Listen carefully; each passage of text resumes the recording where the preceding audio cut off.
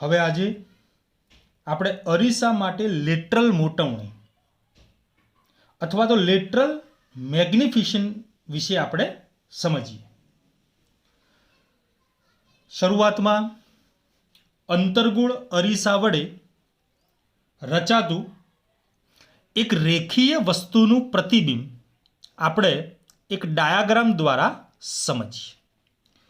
ચાલો માની લો કે આ આપણા માટે એક અંતર્ગોળ અરીસો છે.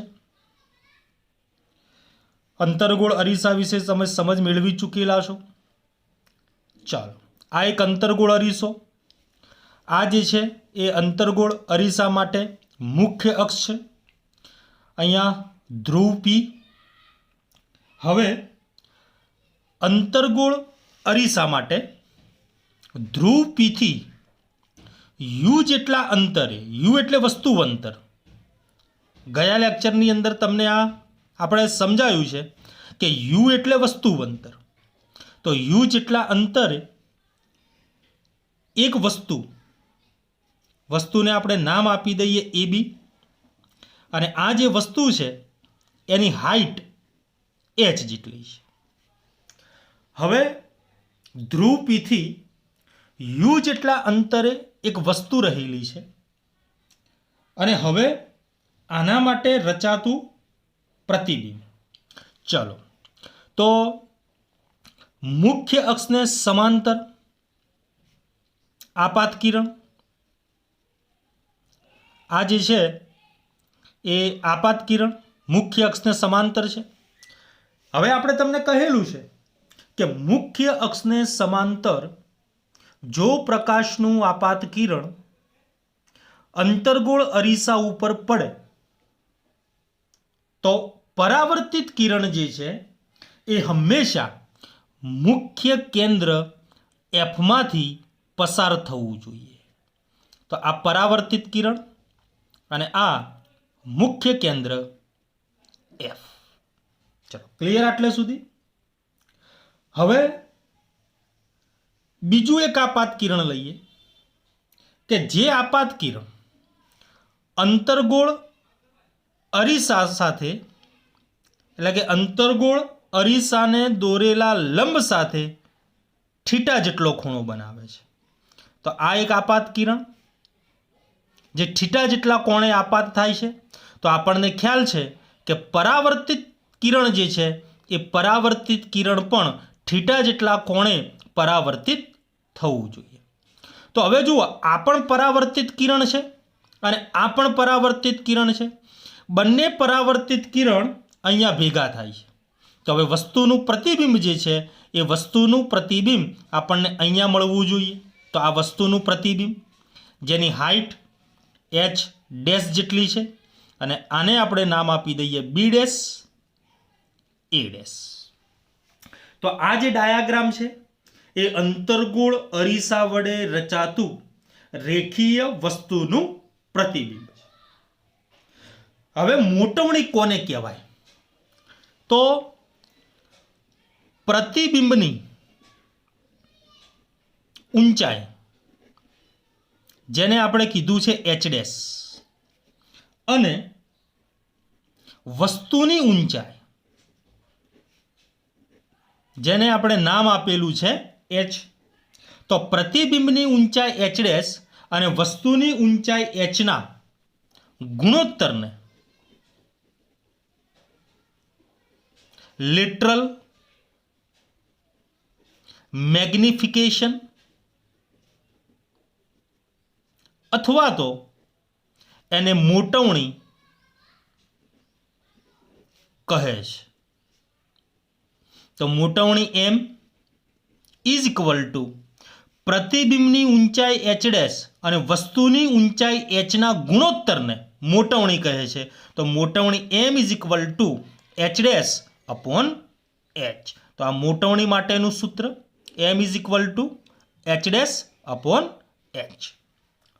હવે મોટવણીના બીજા પણ કેટલાક સૂત્રો છે, પરંતુ એ સૂત્રો આપણે સાબિત કરતા નથી, પણ એ સૂત્રોને હવે તમે યાદ રાખો. કારણ કે ઘણીવાર કોમ્પિટિટિવ એક્ઝામોની અંદર આ સૂત્રો આપણા માટે બહુ અગત્યના છે. તો મોટવણીનું એક સૂત્ર તો આપણે જોયું એચ ડેશ અપોન એચ. મોટવણીનું બીજું સૂત્ર છે m is equal to minus v upon u, જ્યાં વીનો મતલબ છે પ્રતિબિંબ અંતર અને યુનો મતલબ છે વસ્તુ અંતર. મોટવણીના બીજા પણ હજી સૂત્રો છે. મોટવણી m is equal to f upon f minus u, જ્યાં એફ એટલે કેન્દ્ર લંબાઈ, ધ્રુવ અને મુખ્ય કેન્દ્ર આ બંને વચ્ચેના અંતરને કેન્દ્ર લંબાઈ એફ તરીકે ઓળખવામાં આવે છે. તો મોટવણી m is equal to f upon f minus u, અથવા તો તમે એવું કહી શકો બીજું સૂત્ર m is equal to f minus v upon f. તો મોટવણીના ચાર સૂત્રો m is equal to h dash upon h, m is equal to minus v upon u, m is equal to f upon f minus u, અને મોટવણી is equal to f minus v upon F.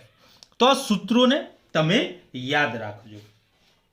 હવે અંતર્ગોળ અરીસા માટે, બહિર્ગોળ અરીસા માટે અને સમતલ અરીસા માટે મોટવણી ધન હોય કે મોટવણી ઋણ હોય તો એના આધારે પણ કેટલાક એમસીક્યુ આપણને પૂછાતા હોય છે. હવે તો તમે હંમેશા યાદ રાખો કે જો મોટવણી ધન હોય, મોટવણી ધન હોય તો પ્રતિબિંબ જે છે, વસ્તુનું પ્રતિબિંબ જે છે, એ વસ્તુનું પ્રતિબિંબ હંમેશા આભાસી અને ચત્તુ, ચત્તુ એટલે કે સીધું મળે, ચત્તુ હોય. મોટવણી ધન હોય તો વસ્તુનું પ્રતિબિંબ હંમેશા આભાસી અને ચત્તુ મળે. પરંતુ જો મોટવણી ઋણ હોય તો વસ્તુનું પ્રતિબિંબ જે છે એ વસ્તુનું પ્રતિબિંબ આપણને વાસ્તવિક મળે અને ઉલટું મળે. આ જે વસ્તુ છે એ બી, એ વસ્તુ એ બી કરતા અત્યારે પ્રતિબિંબ જુઓ, એનું પ્રતિબિંબ આપણને ઉલટું મળેલું છે. તો જે બાજુ વસ્તુ મૂકેલી છે, વસ્તુનું પ્રતિબિંબ તમને એ જ બાજુ મળતું હોય તો એ પ્રતિબિંબ હંમેશા વાસ્તવિક અને ઉલટું મળે. પણ જો વસ્તુનું પ્રતિબિંબ આપણને જે બાજુ વસ્તુ છે એના કરતાં બીજી બાજુ મળતું હોય તો વસ્તુનું એ પ્રતિબિંબ આભાસી હોય. હવે જો આપણને અંતર્ગોળ અરીસો આપેલો હોય તો અંતર્ગોળ અરીસાના કિસ્સામાં, અંતર્ગોળ અરીસાના કિસ્સામાં મોટવણી જે છે એ મોટવણી ધન પણ હોઈ શકે અથવા ઋણ પણ હોઈ શકે. અંતર્ગોળ અરીસા માટે તમે મોટવણી શોધો તો અંતર્ગોળ અરીસા માટે મોટવણી ધન પણ હોઈ શકે અને ઋણ પણ હોઈ શકે, કારણ કે તેના દ્વારા રચાતું પ્રતિબિંબ આભાસી પણ હોઈ શકે અને વાસ્તવિક પણ હોઈ શકે. એટલે જો આપણને અંતર્ગોળ અરીસો આપેલો હોય તો અંતર્ગોળ અરીસા માટેનું પ્રતિબિંબ જે છે એ આભાસી પણ હોઈ શકે અને વાસ્તવિક પણ હોઈ શકે. જો પ્રતિબિંબ આભાસી હોય તો મોટવણી હંમેશા ધન હોય, અને જો પ્રતિબિંબ વાસ્તવિક હોય તો એની મોટવણી હંમેશા ઋણ હોય. એટલે અંતર્ગોળ અરીસા માટે મોટવણી ધન પણ હોઈ શકે અને મોટવણી ઋણ પણ હોઈ શકે. પરંતુ બહિર્ગોળ અરીસાના કિસ્સામાં જો આપણી પાસે બહિર્ગોળ અરીસો હોય તો બહિર્ગોળ અરીસા માટે મોટવણી હંમેશા ધન જ હોય. કારણ કે બહિર્ગોળ અરીસા દ્વારા રચાતું પ્રતિબિંબ હંમેશા આભાસી અને ચત્તું હોય. આપણે કહ્યું ને કે અંતર્ગોળ અરીસા માટે પ્રતિબિંબ આભાસી પણ હોઈ શકે અને વાસ્તવિક પણ હોઈ શકે. એટલા માટે અંતર્ગોળ અરીસા માટે મોટવણી ધન પણ હોઈ શકે અથવા તો ઋણ પણ હોઈ શકે. પણ બહિર્ગોળ અરીસા માટે પ્રતિબિંબ હંમેશા આભાસી જ રચાય, જેથી બહિર્ગોળ અરીસા માટે મોટવણી હંમેશા ધન જ હોય.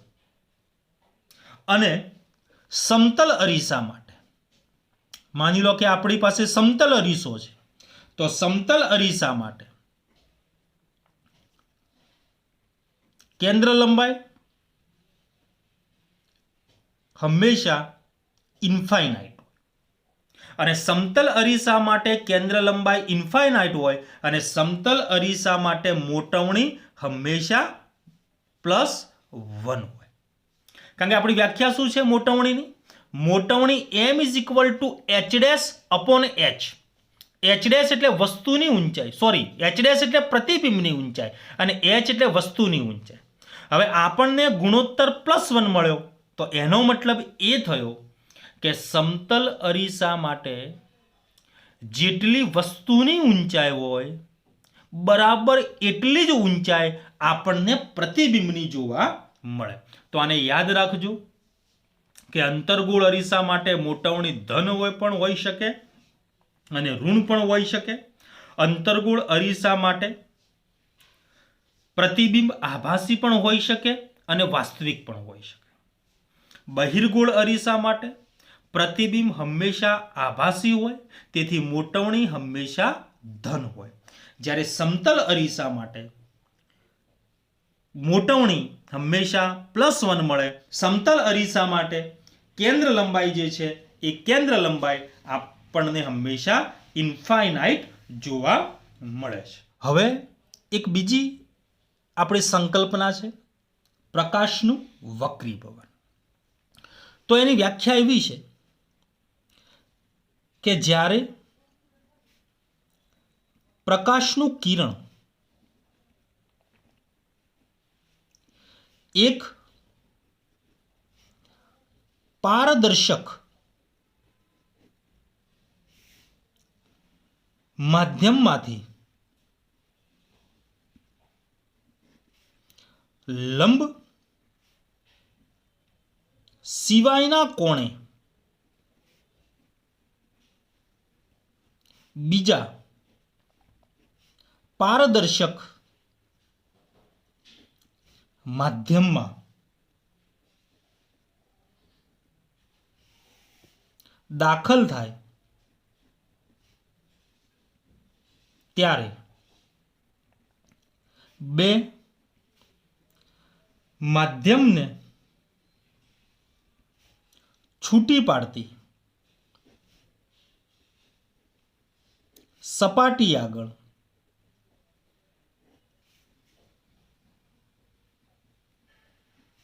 તેની દિશા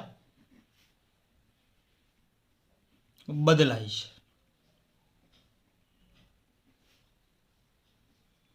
અથવા તમે એવું કહી શકો કે જ્યારે પ્રકાશનું કિરણ એક પારદર્શક માધ્યમમાંથી લંબ સિવાયના કોણે બીજા પારદર્શક માધ્યમમાં દાખલ થાય ત્યારે બે માધ્યમને છૂટી પાડતી સપાટી આગળ પ્રકાશનું કિરણ સહેજ વાંકું વળે છે અથવા તો એની દિશા બદલાય છે.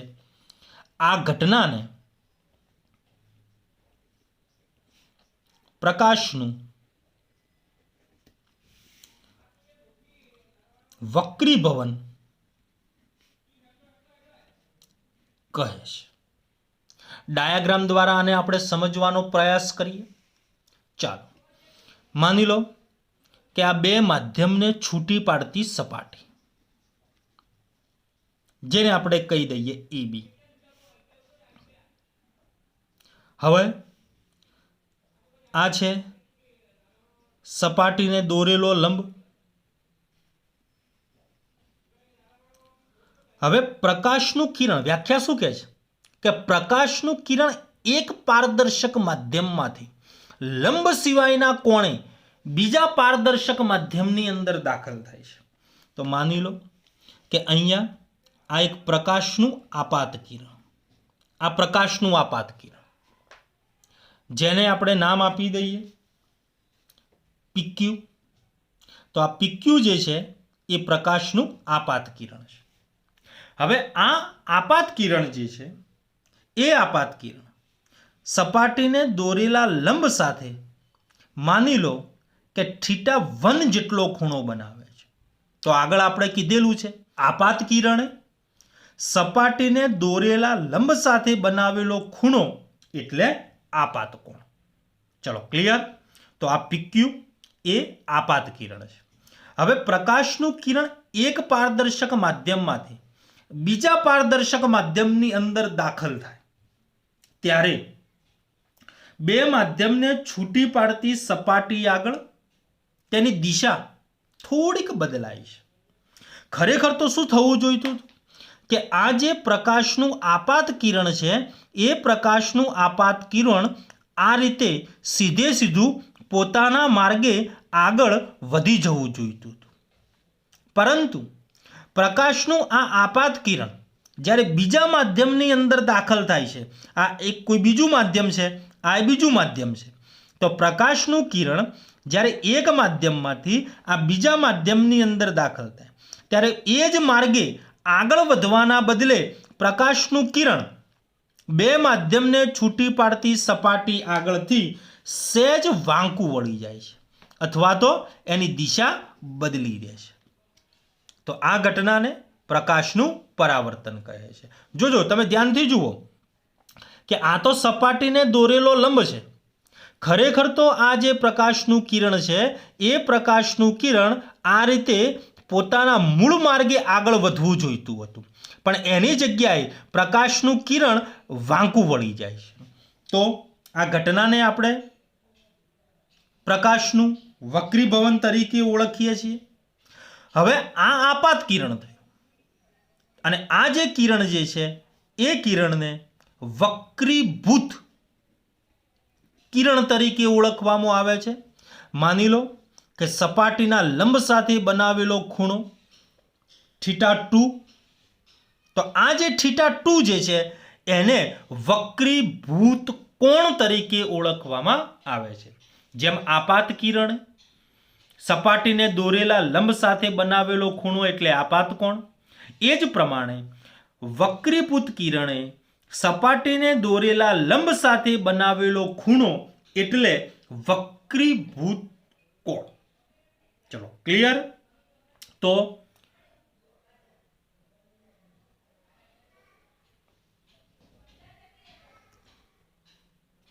આને કહી દઈએ માધ્યમ 1 અને આને આપણે કહી દઈએ માધ્યમ 2. અને આ જે છે એ બે માધ્યમને છૂટી પાડતી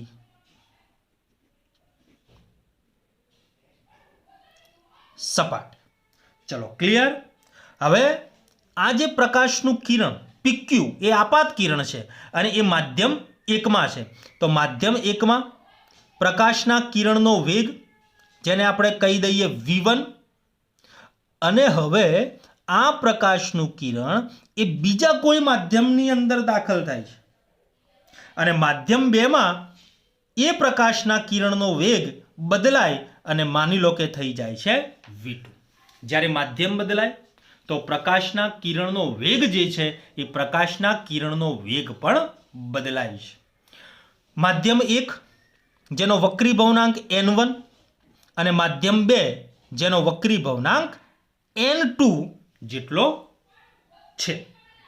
તો હવે વક્રીભવનના કેટલાક નિયમો છે. આપાત કિરણ, વક્રીભૂત કિરણ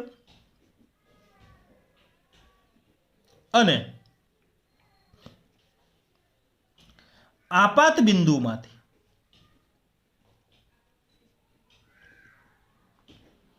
આ જે છે ક્યુ, આ એ આપાત બિંદુ છે. તો આપાત બિંદુમાંથી સપાટીને દોરેલો લંબ એક જ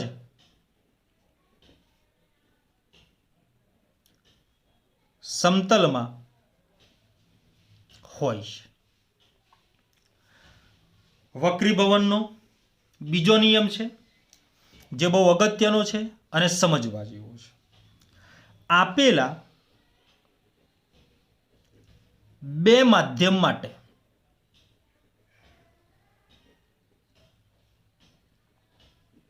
આપાત કોણ, જેને આપણું નામ આપ્યું હતું θ1, અને વક્રીભવન કોણ અથવા તો વક્રીભૂત કોણ, જેને આપણે નામ આપ્યું હતું θ2. તો બે માધ્યમો માટે આપાત કોણ θ1 અને વક્રીભૂત કોણ θ2 હોય તો sin θ1 આપાત કોણનો સાઇન અને વક્રીભૂત કોણનો સાઇન sin θ2. આ ગુણોત્તર જે છે, આ ગુણોત્તર હંમેશા અચળ રહે છે. અને આ અચળાંકને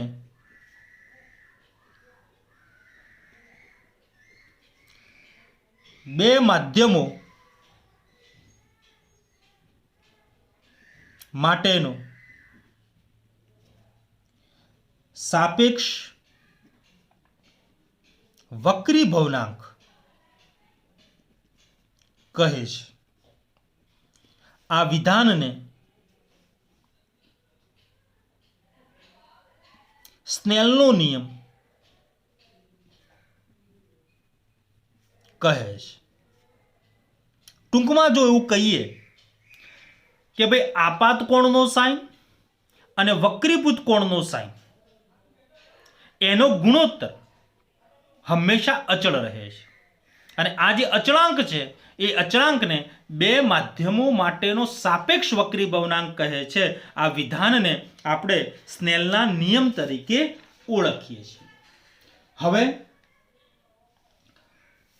આકૃતિની અંદર જો તમે જુઓ તો આ જે એબી સપાટી છે એ એબી સપાટી માધ્યમ 1 અને માધ્યમ 2 ને છૂટી પાડે છે. પીક્યુ એ આપાત કિરણ છે. એ એબી સપાટી પર ક્યુ બિંદુએ આપાત થાય છે. હવે આ ક્યુઆર અહીંયા કહી દઈએ ક્યુઆર, તો ક્યુઆર જે છે એ વક્રીભૂત થયેલું કિરણ છે. અને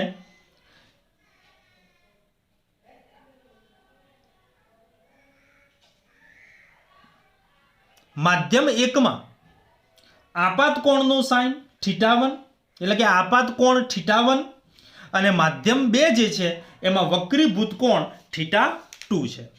તો અત્યારે જે આપણે સ્નેલનો નિયમ જોયો કે ભાઈ sin θ1 અપોન sin θ2 ગુણોત્તર અચળ રહે છે, જેને બે માધ્યમ માટેનો સાપેક્ષ વક્રીભવનાંક કહે છે. તો સાપેક્ષ વક્રીભવનાંક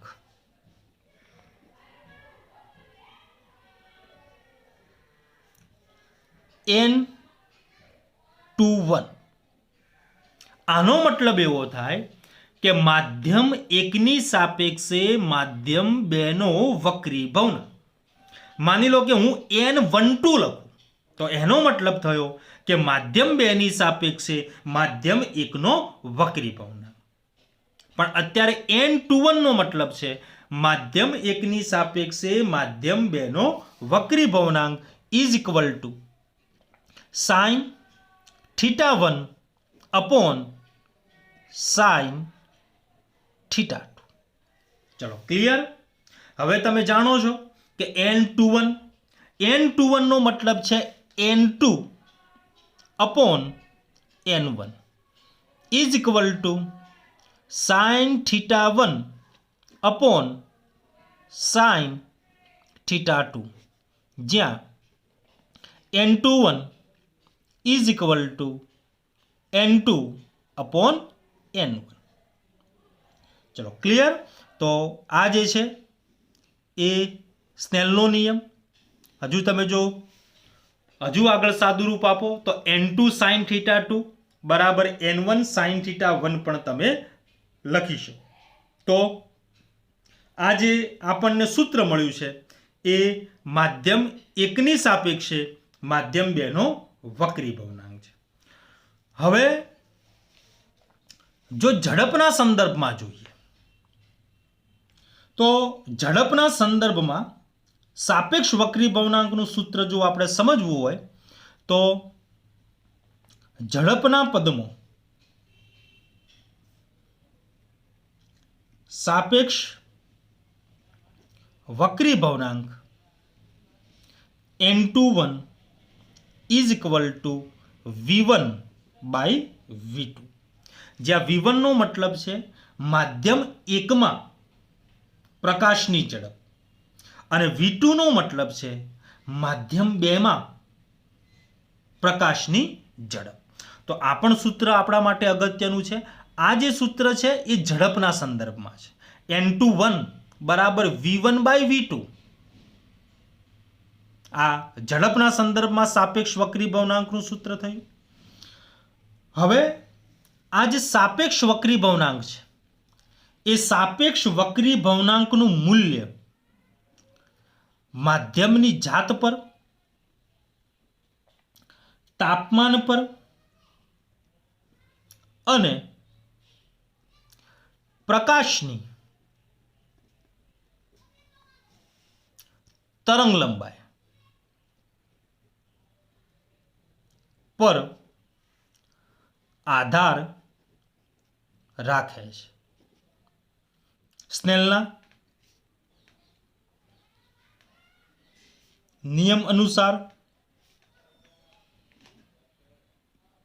n21 बराबर sin θ1 अपॉन sin θ2, n21 बराबर n2 by n1 is equal to sin θ1 upon sin θ2 माटे n2 sin θ2 is equal to n1 sin θ1 माटे n sin θ is equal to अच।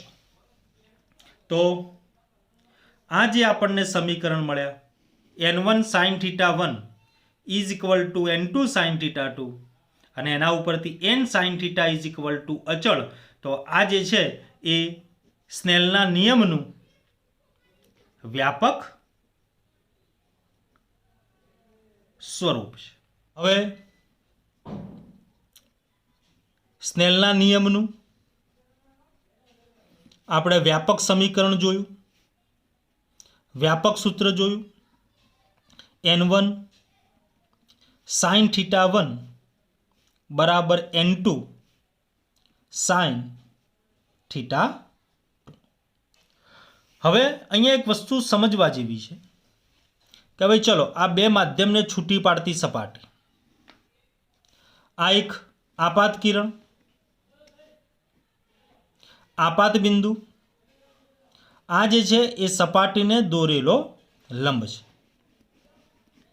खरेखर तो प्रकाशनु किरण जे छे ए प्रकाशनु किरण आ मार्गे सीधे सीधू आगळ जवुं जोईतुं हतुं, पण आपणी वक्री भवननी व्याख्या एवुं कहे छे कि प्रकाशनु किरण एक माध्यममांथी बीजा माध्यमनी अंदर ज्यारे दाखल थाय त्यारे प्रकाशनु किरण सेज वांकू वळे छे। पण हवे प्रश्न ए छे कि आ प्रकाशनु किरण सेज वांकू वळे तो ए लंब तरफ वांकू वळशे के लंबथी दूर तरफ जशे। लंब तरफ वांकू वळवानो मतलब छे आ रीते प्रकाशनु किरण पोताना मूळ मार्गे आगळ वधवाना बदले आ रीते लंब तरफ वांकू वળી જાય અને લંબથી દૂર જવાનો મતલબ છે જોજો આ રીતે આ જે છે પ્રકાશનું આપાત કિરણ, આ જે છે સપાટીને દોરેલો લંબ આપાત બિંદુમાંથી સપાટીને દોરેલો લંબ છે. હવે આ પ્રકાશનું કિરણ એના મૂળ માર્ગે તો આગળ વધતું નથી. વક્રીભવનની વ્યાખ્યા એવું કહે છે કે સહેજ વાંકું વળી જાય. તો આ પ્રકાશનું કિરણ જે છે એ આ રીતે વાંકું વળી જાય. તમે ધ્યાનથી જુઓ, અહીંયા આગળ પ્રકાશનું કિરણ લંબ તરફ વાંકું વળે છે, જ્યારે અહીંયા આગળ પ્રકાશનું કિરણ જે છે એ પ્રકાશનું કિરણ લંબથી દૂર જઈ રહ્યું છે.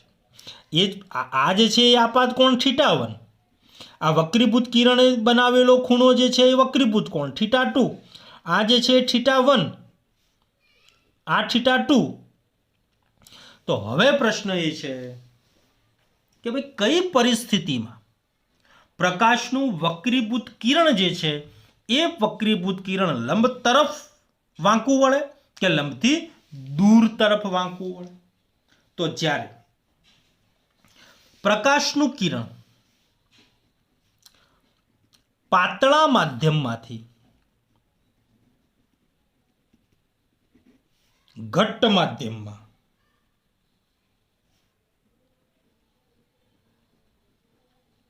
પ્રવેશ કરે ત્યારે હવે પાતળું માધ્યમ કોને કહેવું અને ઘટ્ટ માધ્યમ કોને કહેવું? તો પાતળું માધ્યમ અને ઘટ્ટ માધ્યમને આપણે એ રીતે સમજી શકીએ કે આપેલા બે માધ્યમ પૈકી જે માધ્યમનો વક્રીભવનાંક મોટો હોય તેને બીજા માધ્યમની સાપેક્ષમાં પ્રકાશીય ઘટ્ટ માધ્યમ કહેવાય. જેમ કે હવા અને કાચ. હવાનો વક્રીભવનાંક જે છે એ હવાનો વક્રીભવનાંક 1 અને કાચનો વક્રીભવનાંક જે છે એ કાચનો વક્રીભવનાંક 1.5. હવા એને આપણે આ રીતે લખીએ Na, E એટલે એર, હવાનો વક્રીભવનાંક 1 અને કાચ એટલે Ng, G એટલે ગ્લાસ, એનો વક્રીભવનાંક 1.5. તો Ng ગ્રેટર દેન Na, મતલબ કાચના માધ્યમનો વક્રીભવનાંક હવાના માધ્યમના વક્રીભવનાંક કરતાં મોટો છે. તો કાચનું માધ્યમ જે છે એ હવાના માધ્યમની સાપેક્ષે ઘટ્ટ માધ્યમ છે, કારણ કે એનો વક્રીભવનાંક જે છે એનો વક્રીભવનાંક મોટો છે. તો પ્રકાશનું કિરણ જ્યારે પાતળા માધ્યમમાંથી ઘટ્ટ માધ્યમની અંદર પ્રવેશ કરે ત્યારે વક્રીભૂત કિરણ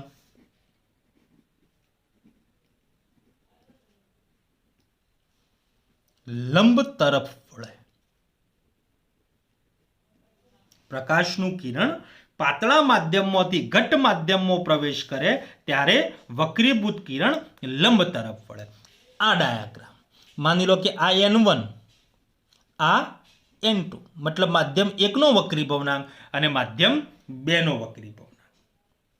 હવે શું કહે છે? પાતળા માધ્યમમાંથી ઘટ્ટ માધ્યમમાં પ્રવેશ કરે. આ પાતળું માધ્યમ છે, આ ઘટ્ટ માધ્યમ છે, એટલે N2 ગ્રેટર દેન N1. હવે જ્યારે N2 ગ્રેટર દેન N1 હોય ત્યારે θ1 ગ્રેટર દેન θ2 થાય. મતલબ કે વક્રીભૂત કોણ એ આપાત કોણ કરતા નાનો થાય. તો પ્રકાશનું કિરણ પાતળા માધ્યમમાંથી ઘટ્ટ માધ્યમમાં પ્રવેશ કરે ત્યારે વક્રીભૂત કિરણ લંબ તરફ વળે. આના કરતાં ઉલટું થઈ જાય કે જ્યારે પ્રકાશનું કિરણ ઘટ્ટ માધ્યમમાંથી પાતળા માધ્યમમાં પ્રવેશ કરે. માની લો કે આ N1, આને કહી દઈએ N2. હવે પરિસ્થિતિ બદલી નાખીએ, N1 ગ્રેટર દેન N2. જો N1 ગ્રેટર દેન N2 હોય તો પછી θ1 લેસ દેન θ2. ક્લિયર? તો પ્રકાશનું કિરણ ઘટ્ટ માધ્યમમાંથી પાતળા માધ્યમમાં પ્રવેશ કરે ત્યારે વક્રીભૂત કિરણ લંબથી દૂર તરફ વળે. ચલો ક્લિયર? માની લો કે પ્રકાશનું કિરણ પાણીના માધ્યમમાંથી હવાના માધ્યમમાં દાખલ થાય છે. ચલો સમજવા માટે આ પાણીનું માધ્યમ છે. આ પાણીના માધ્યમમાંથી એક પ્રકાશનું કિરણ જે છે એ પ્રકાશનું કિરણ આ રીતે આવે છે. આને આપણે કહી દઈએ આપાત કિરણ. આ જે છે એ બે માધ્યમને છૂટી પાડતી સપાટીને દોરેલો લંબ. હવે આ પાણી છે અને આ હવા છે. આપણને ખ્યાલ છે કે પાણી એ ઘટ્ટ માધ્યમ છે, હવા એ પાતળું માધ્યમ છે. તો જ્યારે પ્રકાશનું કિરણ ઘટ્ટ માધ્યમમાંથી પાતળા માધ્યમની અંદર દાખલ થાય ત્યારે વક્રીભૂત કિરણ લંબથી દૂર તરફ વળે. એટલે આ રીતે વક્રીભૂત કિરણ જે છે એ લંબથી દૂર તરફ જાય. બીજી એક ઘટના જોઈએ. માની લો કે અહીંયા હવા છે, અહીંયા કાચનું માધ્યમ છે. હવે એક પ્રકાશનું કિરણ હવામાંથી આવે છે એટલે આ આપણા માટે આપાત કિરણ. આ જે છે એ સપાટીને દોરેલો લંબ છે. હવે પ્રકાશનું કિરણ પાતળા માધ્યમમાંથી ઘટ્ટ માધ્યમમાં આવે છે અને પાતળા માધ્યમમાંથી ઘટ્ટ માધ્યમમાં પ્રવેશ કરે ત્યારે લંબ તરફ વળે છે. તો આ પ્રકાશનું કિરણ જે છે એ લંબ તરફ વાંકું વળી જાય. ચલો clear?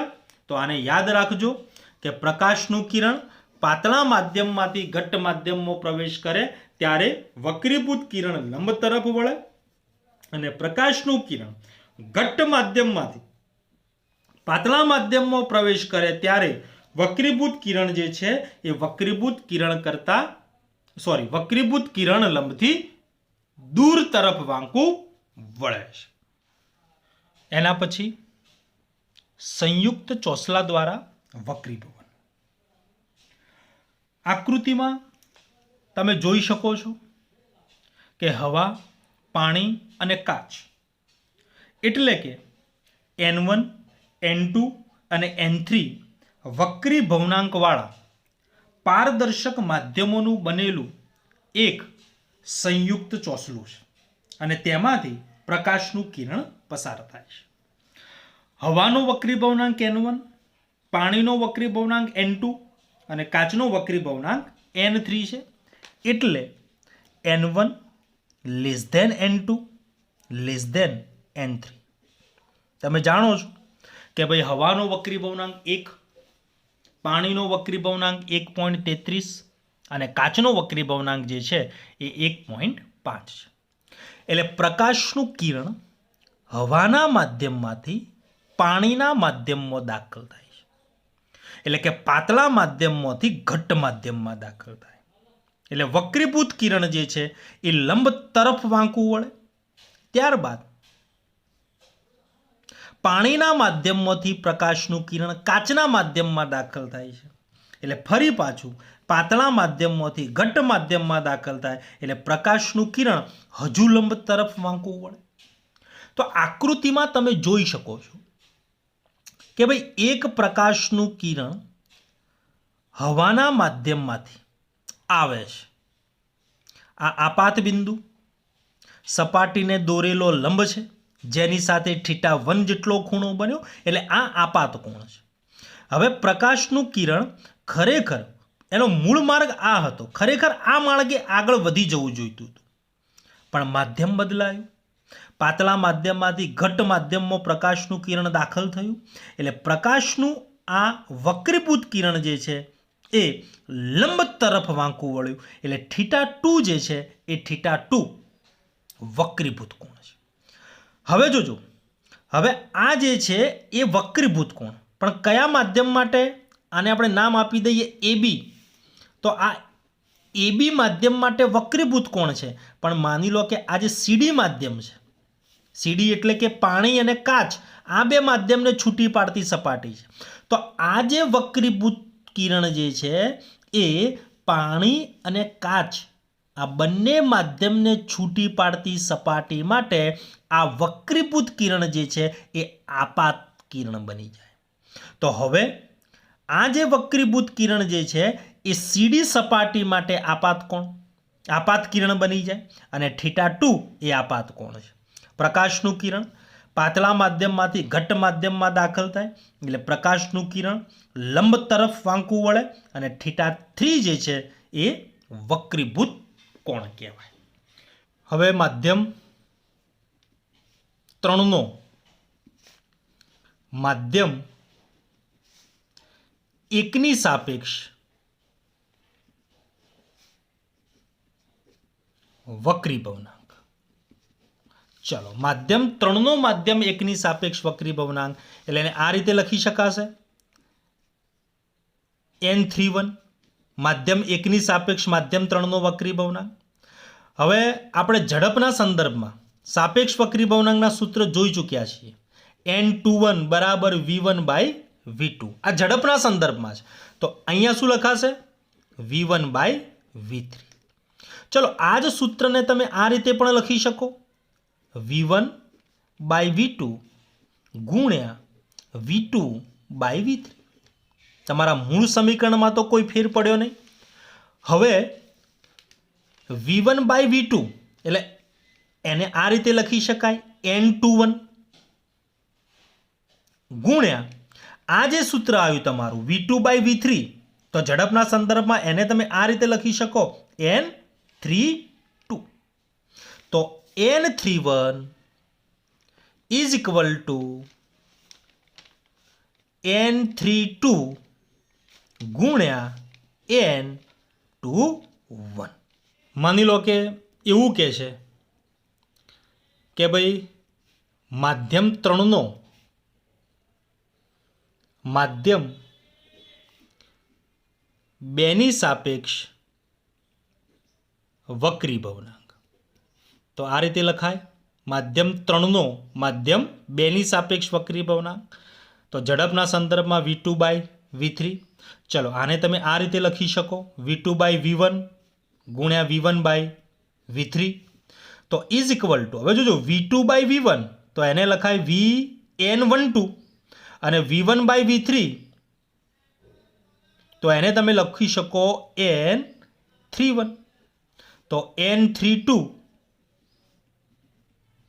Is equal two n31 ગુણ્યા n12. તો આ જે બાબત હતી એ સંયુક્ત ચોસલા વડે થતું વક્રીભવન. હવે ઘણીવાર પરીક્ષામાં આ પ્રકારના એમસીક્યુ આવતા હોય છે કે જુદા જુદા 5 પારદર્શક માધ્યમ માટે n54 ગુણ્યા n43 ગુણ્યા n32 ગુણ્યા n21 ઇઝ ઇક્વલ ટુ ખાલી જગ્યા. માની લો કે વિકલ્પો આપેલા છે એ 1/n15, બીજો એક વિકલ્પ છે n15, ત્રીજો એક વિકલ્પ છે 1/n51 અને એક વિકલ્પ છે એક પણ નહીં. તો હવે આ એમસીક્યુને આપણે કેવી રીતે સોલ્વ કરવું?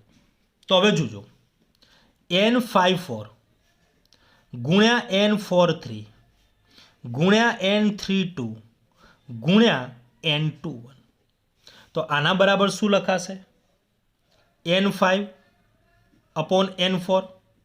આના બરાબર લખાશે n4/n3. આના બરાબર લખાશે n3/n2 અને આના બરાબર લખાશે n2/n1. ચલો, n4 cancel, n3 cancel, n2 cancel, તો વધ્યું શું? n5/n1. ક્લિયર? હવે વિકલ્પ જુઓ 1/n15, n15, 1/n51 અને એક પણ નહીં. હવે આપણને વ્યાપક સૂત્ર ખ્યાલ છે કે ભાઈ n21 બરાબર n2/n1. આ આપણું વ્યાપક સૂત્ર n21 બરાબર n2/n1.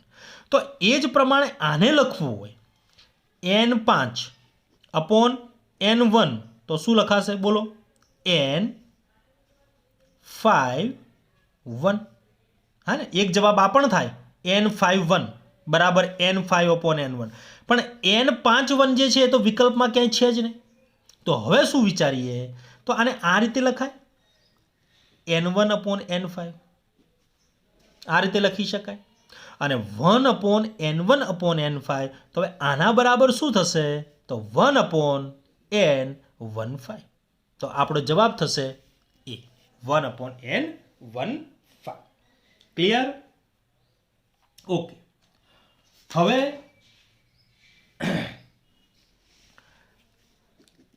N21 આપણે જાણીએ છીએ કે N21 બરાબર V1/V2. તો N21 બરાબર 1/V2/V1. તમે આ રીતે આને લખી શકો.